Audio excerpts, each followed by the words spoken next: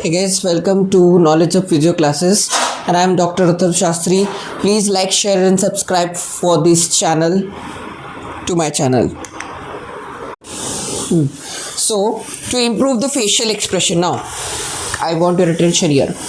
अभी जैसे कि स्ट्रोक पेशेंट है तो उसका फेशियल एक्सप्रेशन थोड़ा का on one side of the body is different from the others. You can see the wrinkles, the face का expression, सब कुछ दिखता है, सारे emotions all clear, सारे expressions, sad mood, good mood, everything.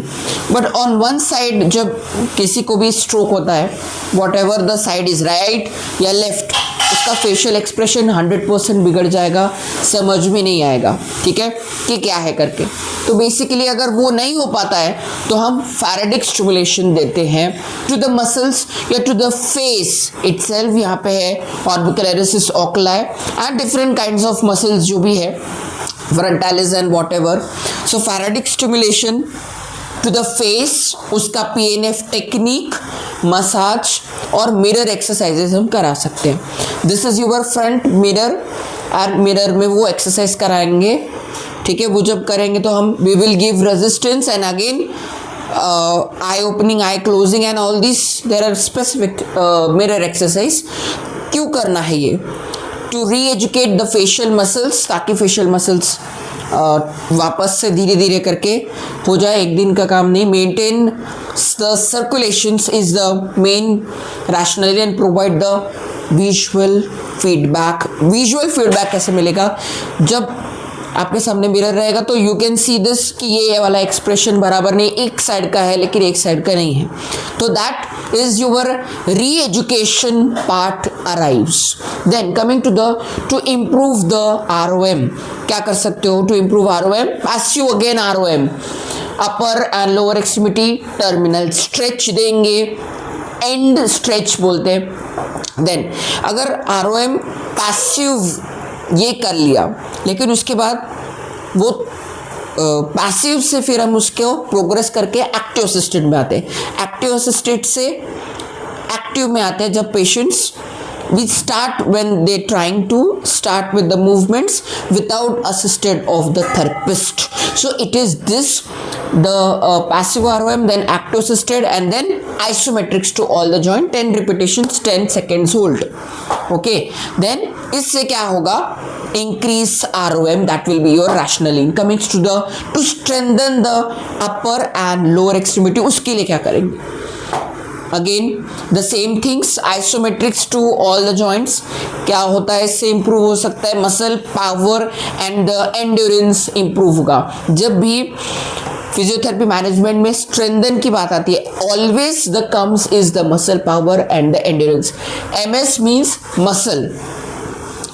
Coming to improve the balance and coordination. क्या क्या चीज़ें थी बैलेंस एंड कोऑर्डिनेशन में? परट्यूबेशन, स्टैंडिंग, वेट शिफ्ट्स कर सकते हो, right left weight shift, this is your weight shift, anterior posterior weight shifts और lateral, and then parallel bars जो कि हम यूज़ करते हैं.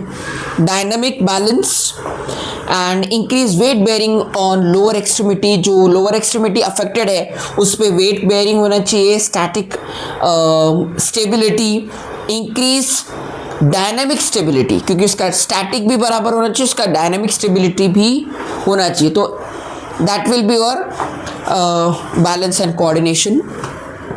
Coming to the long term goals. Long term goals और भी हो सकते हैं, लेकिन हम फिलहाल इतना देख लेते हैं. Hand and upper extremity rehabilitation, mobilization of scapula, shoulder and elbow.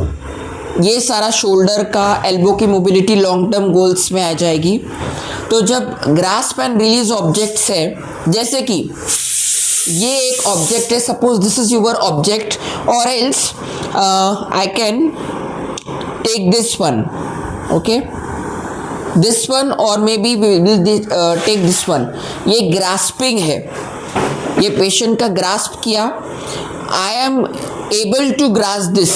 लेकिन स्ट्रोक का पेशेंट्स ग्रास्प ईजीली नहीं कर सकता, उसके साथ साथ ऑब्जेक्ट को रिलीज भी नहीं कर सकता.